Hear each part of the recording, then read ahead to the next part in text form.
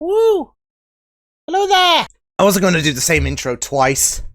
So, yeah. Hello, everyone. It's Liam Caddleson here.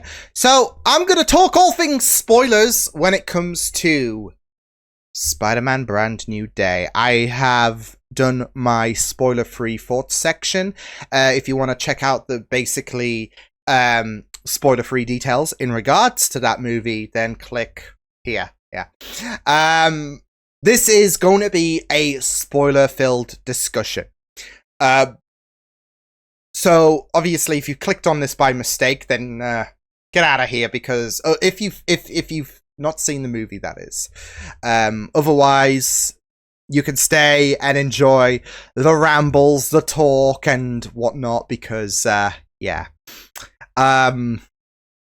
Because I've been wanting to kind of air this. I've been like a shaken bottle of a fizzy drink when it comes to this movie, and I can't say anything because next week I'm going to be seeing it again with my partner, who obviously I live with, and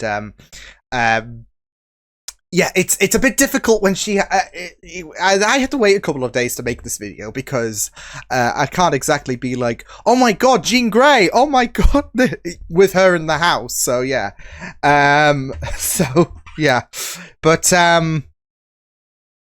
yeah, it was phenomenal. Yeah, like I said in my spoiler-free discussion, I feel like this movie is tied to No Way Home. It definitely feels that way when it comes to the enjoyability that I had. It just sucks that it's 2.5 hours. I would go for a 5-hour edition of of Brand New Day. Yeah. I would go for a 5-hour edition of No Way Home as well, but honestly, I just felt so like I want more. I want more. So because this movie was just executed well. Destin, again, as I said in my spoiler-free discussion, he needs to come back and do more Spider-Man movies. We will not let him leave. He just knows what he does, what he's doing in terms of the world building of Spider-Man, in terms of the cinematography of Spider-Man, the action sequences. It's just destined. You could say destined. Yeah. But no, it is destiny when it comes to him being involved in the Spider-Man project. It just clicks so well. And I just really enjoyed how he brought Spider-Man, like he made Spider-Man feel like Spider-Man. As I said, this is the most Spider-Man coded movie in my opinion, out of everything. This, in terms of its movies, this is definitely the most Spider-Man coded. And it's not just Destin that had a impact in things, but I think Tom had a little bit of a say on how, like, he did his research, what did the fans want. I even think he said that the first test screening he had of Brand New Day, not a fan. And so he made amendments to make sure that this movie would stick out. And I don't know what the first cut was like, obviously, but the cut that we got, masterpiece. Just a masterpiece. Yeah. It was just incredible. And I don't know what to talk about first. Well, you know what? I will talk about the scene where Punisher friendly fires Spider-Man. Oh! Yeah, when they were cutting to the moment where they were like putting a visual out for Spider-Man, and yeah, my heart sank. I was like, well, to be fair, I did have the anticipation that Spider-Man was gonna die in Brand New Day. It didn't happen, but it was close. It was like because he was in critical condition, and at that moment, I'm like, is this it? Are we going to get the symbiote latching on to Peter? And we did not.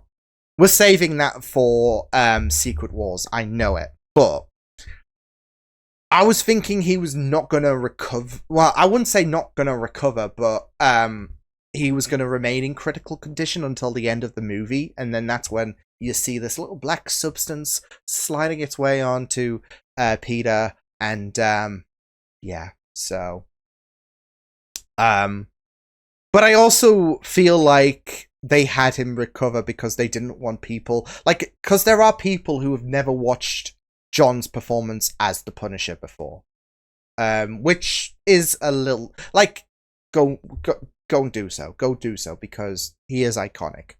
Um, this is for some people this is their first time watching the Punisher, watching John's performance as Frank Castle. So I feel like they didn't want people to hate on Frank. Like, well, even though it wouldn't be his fault anyways because Peter sacrificed himself to save Jean. But there might be some people who will be like, oh, if he didn't pull the trigger, Peter did warn him, etc.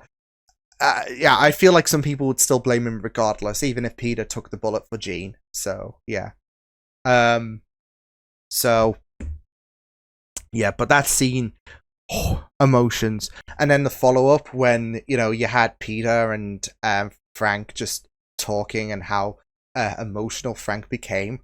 Oh my god, tears! I was tearing.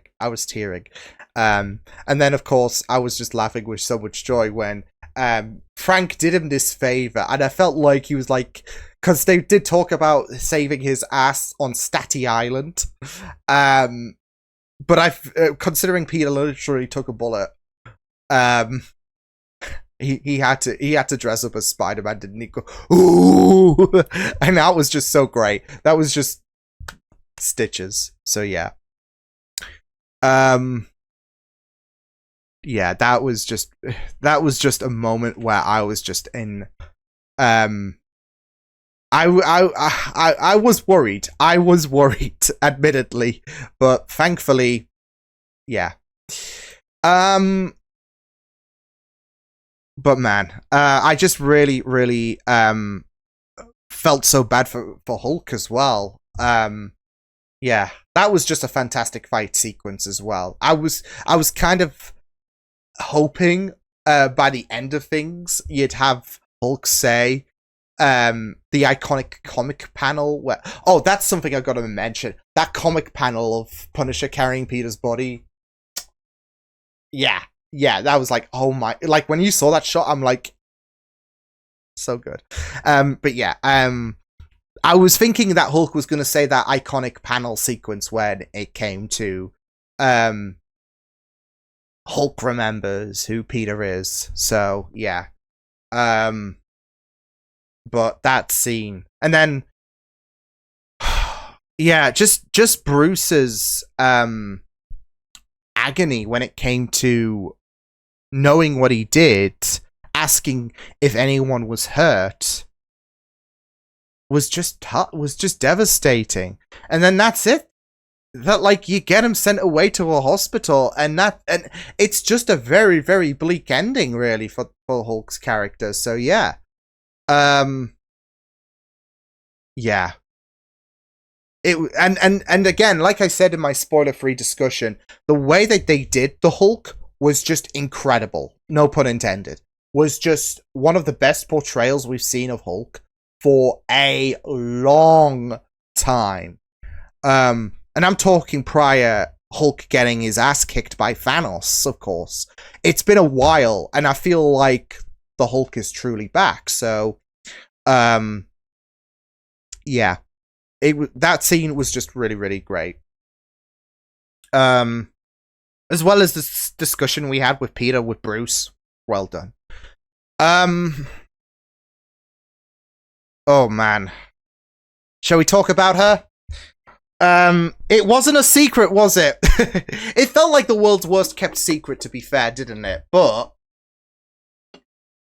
I mean, there are going to be people who will not give two hoots about speculation or whatever. So yeah, but like I said, with Jean's honestly though, I felt like the Jean reveal was kind of nonchalant when like, oh, we couldn't find but we found out who she was, like Jean Grey, and I'm like, all right, that's how you're revealing her? Okay.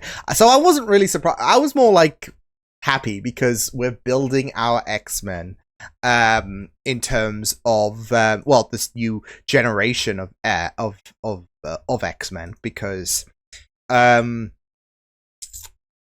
obviously we've now got it's funny because one of my friends was like saying in regards to, is this the first casting of, like, since Marvel Rivals came out, has this been the first casting in terms of someone when it came to Emma Frost, because Emma Frost has been casted for the new X-Men movie. I'm trying to, Samara Weaving is playing Emma Frost, and my friends were like, is this the first like character ever since the release of Marvel Rivals, like in terms of character additions and I couldn't say shit, because it's like, no, because Jean Grey has been casted as Sadie Sink, so yeah. But you can't say that because my friend, because yeah, Alex was gonna see the Brand New Day anyways, and I'm like, I'm not saying shit, so yeah. But as I said in my spoiler-free discussion, Sadie was also a standout alongside Tom Holland's performance. Sadie Sink was a standout in terms of Jean. What I was not expecting, though, because yeah, the Jean reveal may have been obvious to some. What I was not expecting was was Max to become Vecna, basically. All I could just keep thinking during that movie, as well as there's a certain sequence when it comes to her and Sarah, was someone's been watching Destin has been watching too much Stranger Things. That's why let's be real, that's why Sadie was cast as Jean, right? No, all I could just keep thinking is Max has become Vecna. Oh, how the turntables, am I right? Like, just with the way that her telekinesis abilities, just as well as like how certain people saw stuff as well.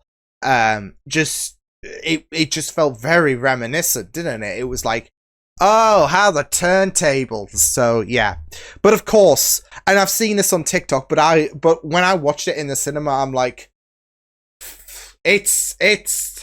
Something's changed and yet some things remain the same. Because there was that sequence of her running and I'm like, who the fuck is playing Kate Bush all of a sudden? Yeah. It's not just that though, but if you are an actor, I'm talking about anyone who is an actor who might be watching this, but if you're an actor and you're playing a sibling to Sadie Sink's character, it's over. R.I.P.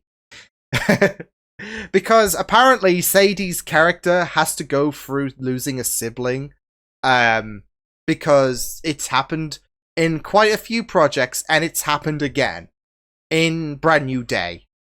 Although the reveal of what happened with Sarah, because obviously there was this talk about VMAX, funnily enough, with her character on Strange Things called Max.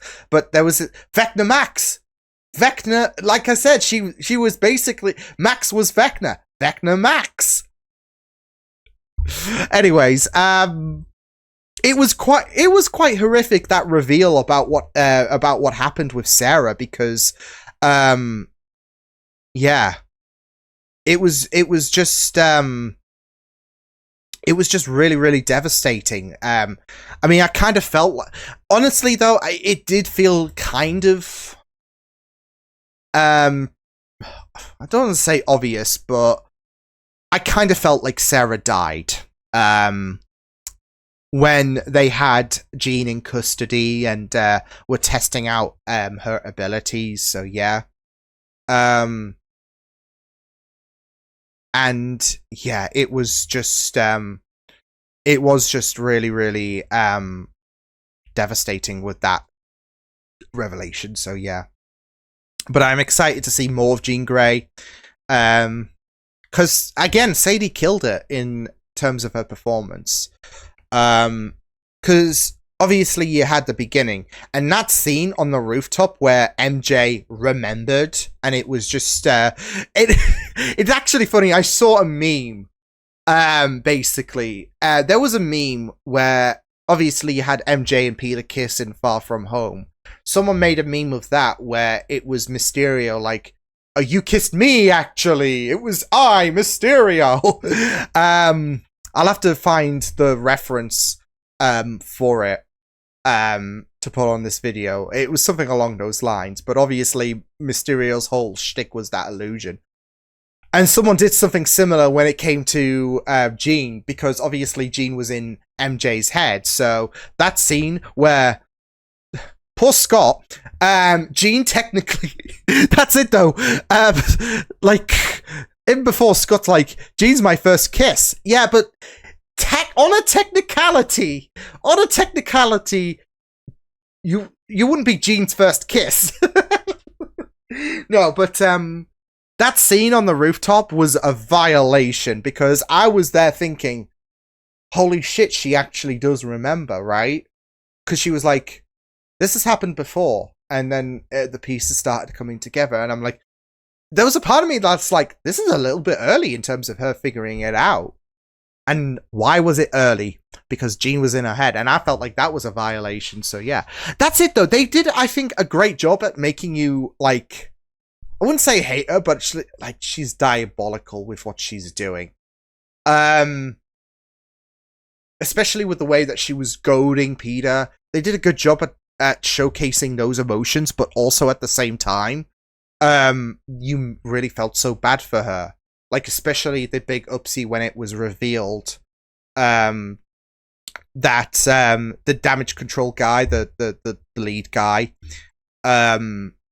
was shifty, was trying to use these characters who have these gifts, and he, well, like with Sarah, he killed them in the process. So yeah, he was manipulating them, and Jean was just was going to be another victim.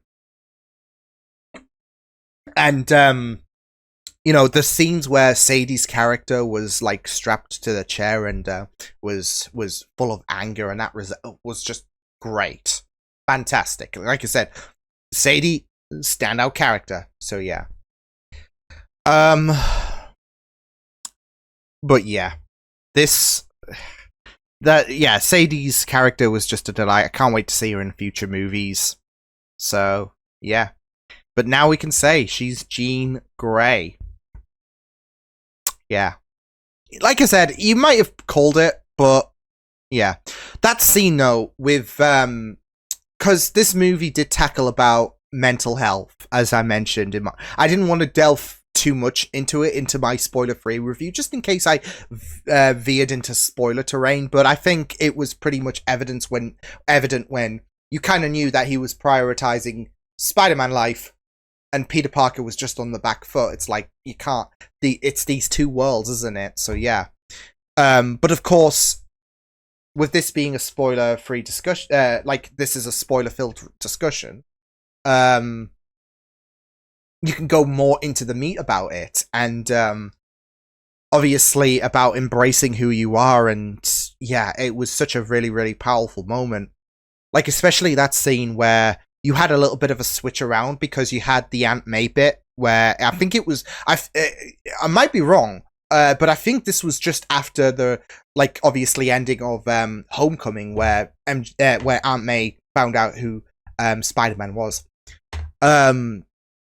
But you have that flashback sequence, and then obviously it's kind of, I say kind of manipulated, because I don't want to say manipulated as, I don't want to, it sounds ugly to say manipulated, but it was kind of manipulated in a way of perspective change, where it came to it seemed like Aunt May was conversing with Jean, right? So and it was the moment where because obviously Jean was not having any of it when it came to Peter, and how he was trying to, like, reach out to her, like, I'm sorry that this happened. It was like damage has been done, basically.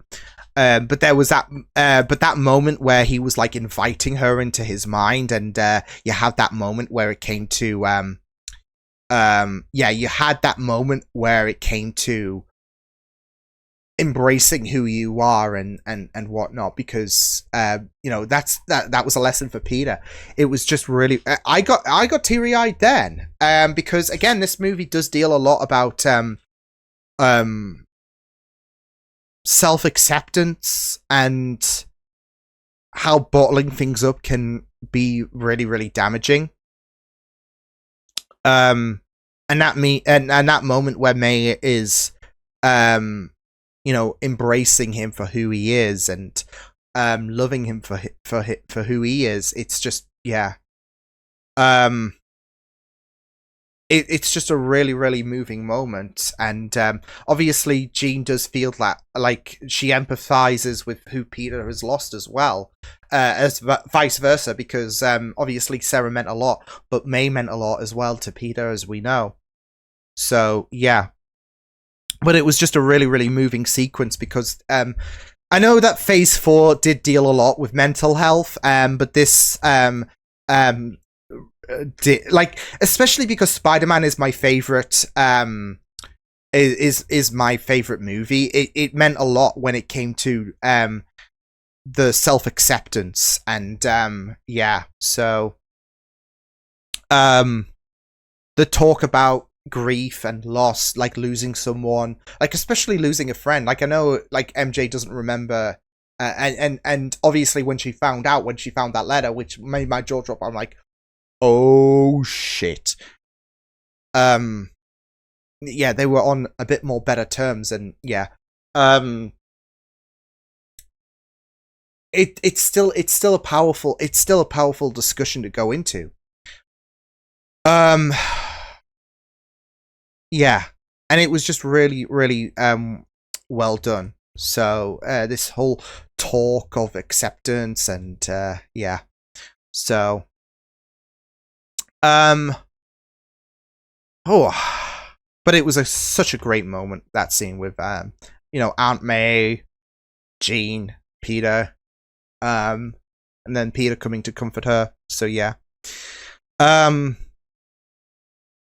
hopefully the next time we see Jean, she will encounter a certain bald professor, right? If they do make him, I mean, he's gotta be, surely, right? Surely he's gotta be bald, Professor. Yeah, Charles, Professor X. Yeah.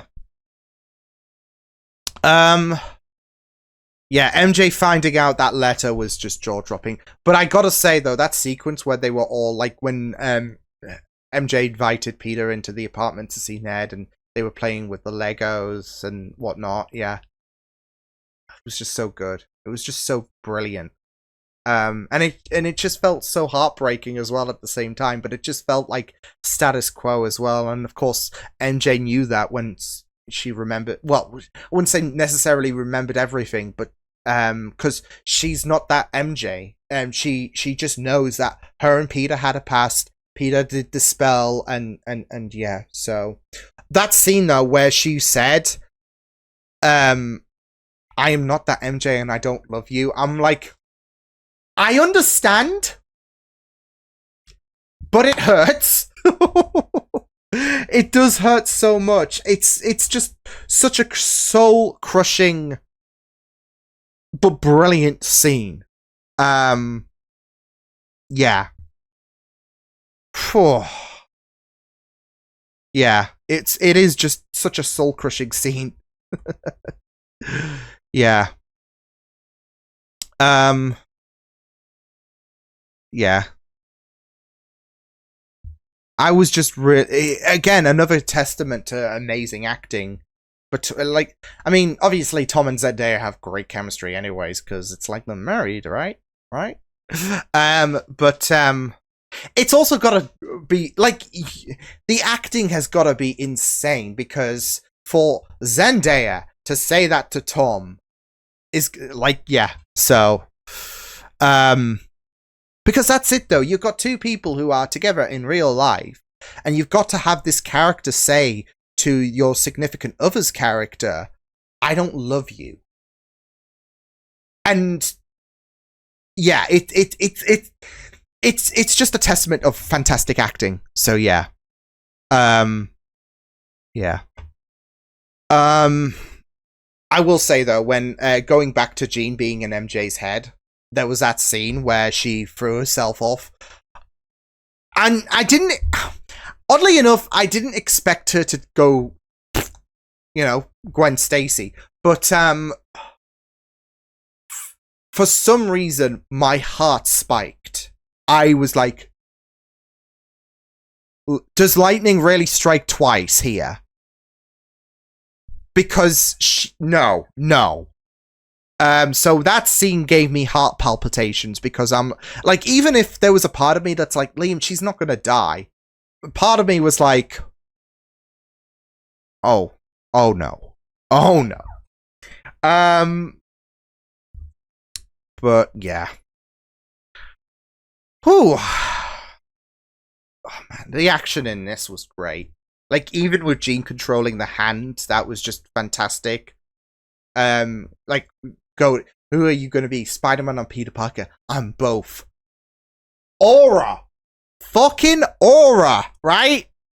That was, like, with the black eyes as well. Oh, that was just great, though. That moment where he was just, yeah, it was just really, really amazing.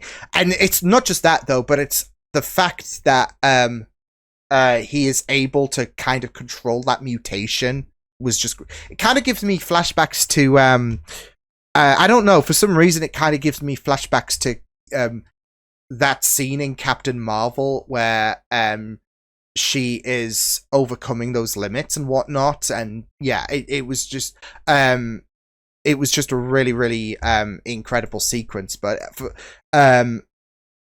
like with Peter saying that he is both honing in that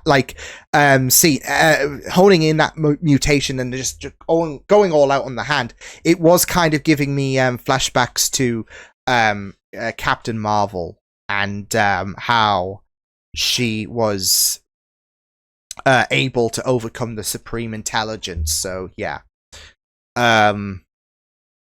but yeah, that's such a great moment. That is such a aura filled moment.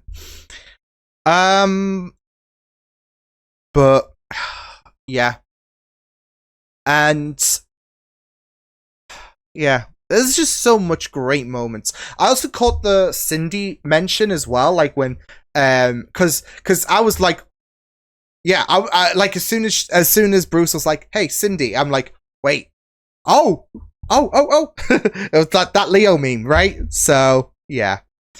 Although there was also a moment where that blonde girl in the elevator, I'm like, they're not, because I think she had intrigue in Peter, and I'm like, maybe good. No.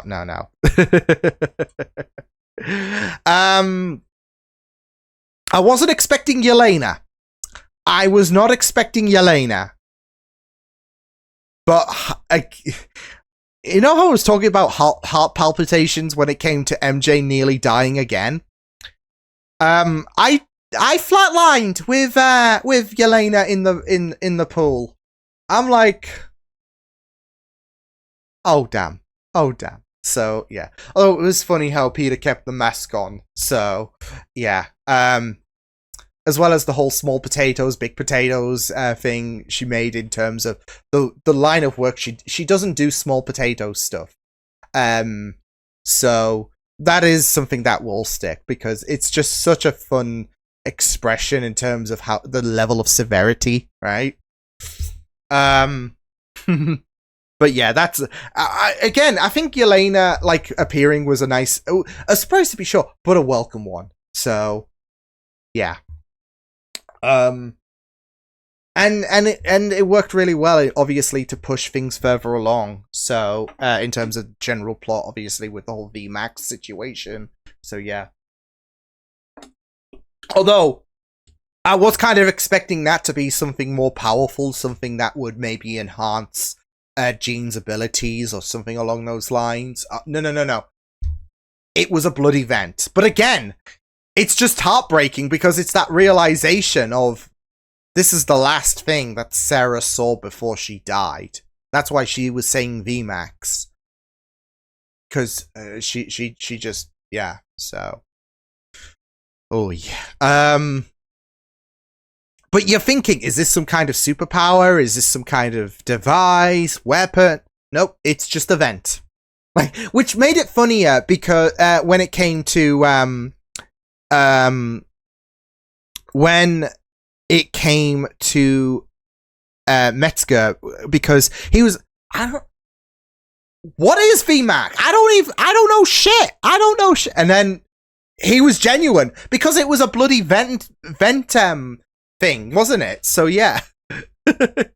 Because you're thinking, is he just trying to bullshit his way out of it? No. So yeah. But yeah. I just loved how this movie did shift your villain focus on damage control, basically. So yeah, because that's it though. They were like, you felt so bad for Jean. Yeah, Jean was doing not great things in the beginning, but of course she was burnt by damage control because she knew they killed Sarah. And obviously Peter's working for the bad guys, not his first time, I guess. So yeah, but of course he doesn't fall into the same trap where like Mysterio kind of won in the second movie, in terms of like, yeah, Peter knocked his socks off, but you know, Mysterio had one final gotcha and then exposed his identity to the world.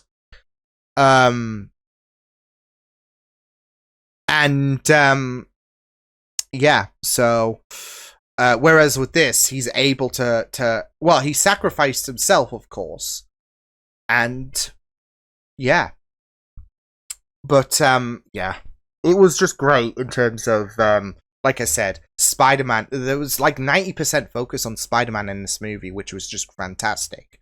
Like it made me think at times, like, maybe there are moments where Tom isn't Spider-Man, like for the certain action sequences, like when he's sitting in Metzger's office, and yeah.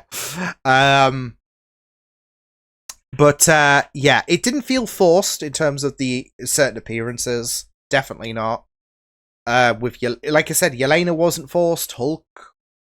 None of these characters were forced, in my opinion. These special characters, although I was again like I said in my spoiler-free discussion, I did kind of expect a bit more from certain characters, mainly Scorpion, because it's been like 10 years since we last saw him. Although we did get two kind of fight sequences, although one of them Jean was controlling, was controlling him, and he's like, wait, what the hell? So yeah, and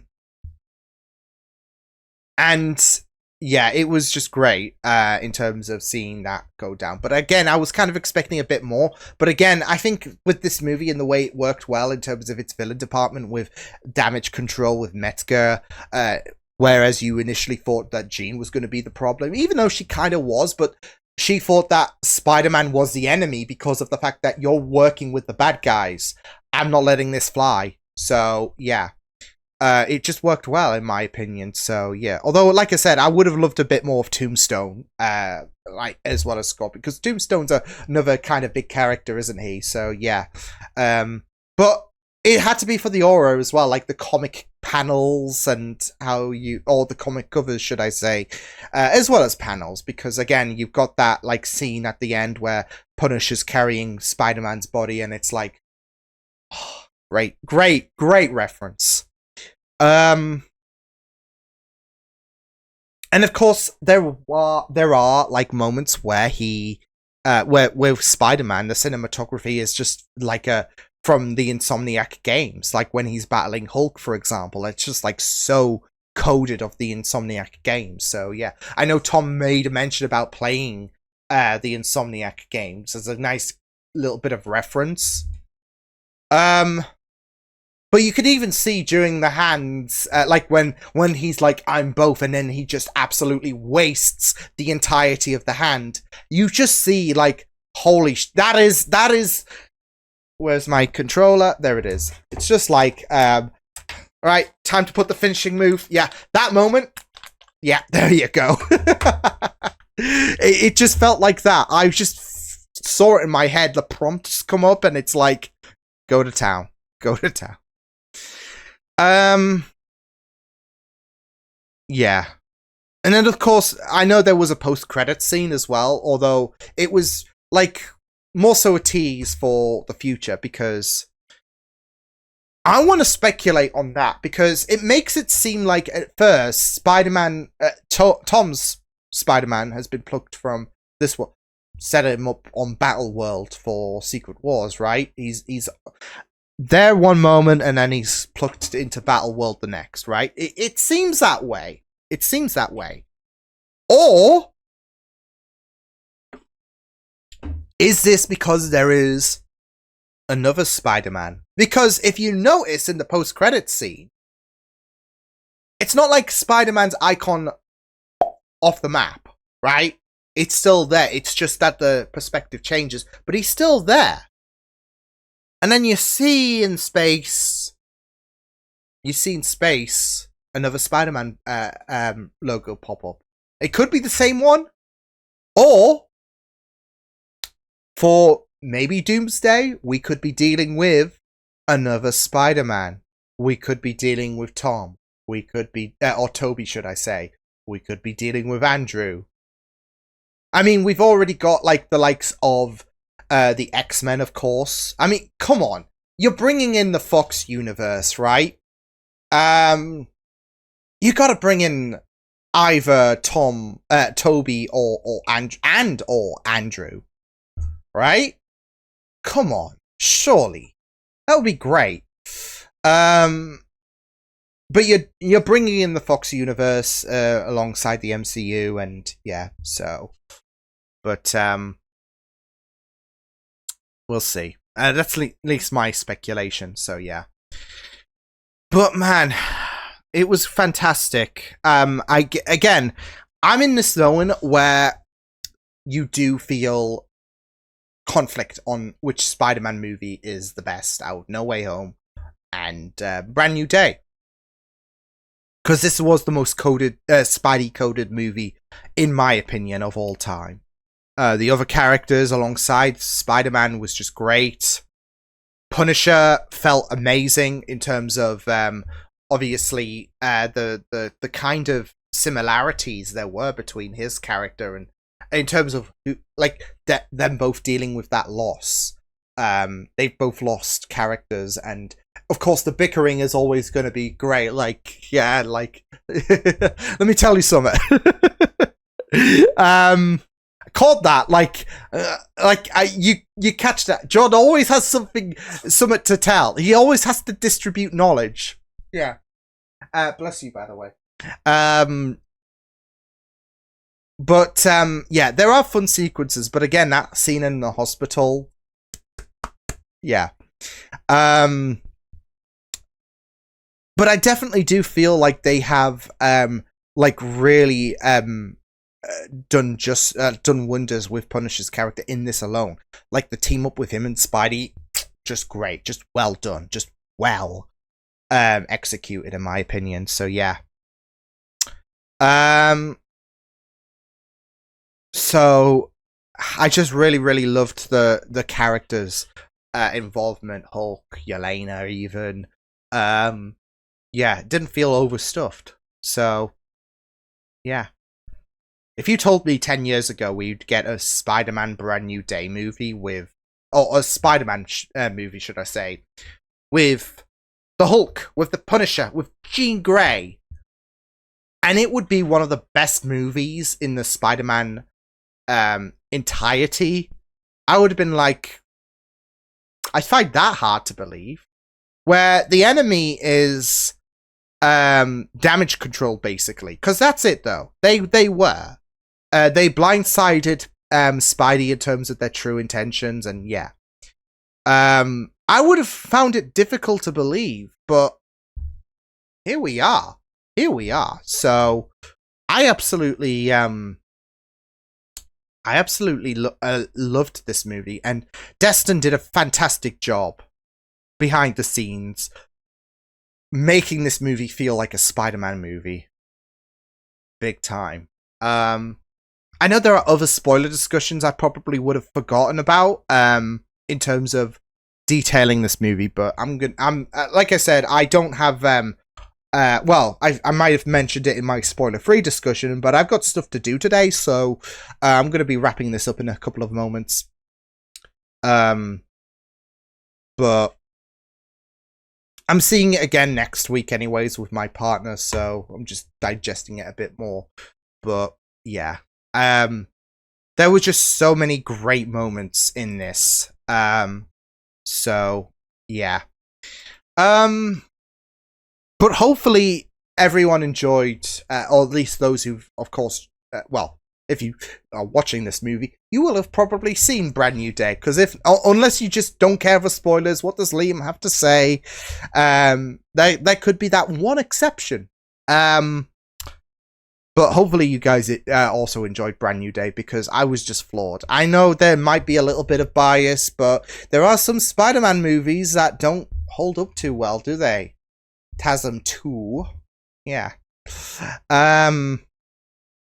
No, this was just... Yeah. Again, I think this is tied to No Way Home. I can't... Like, it's been a couple of days since I've seen the movie, and I can't decide. It's so difficult, and it's just like... Yeah.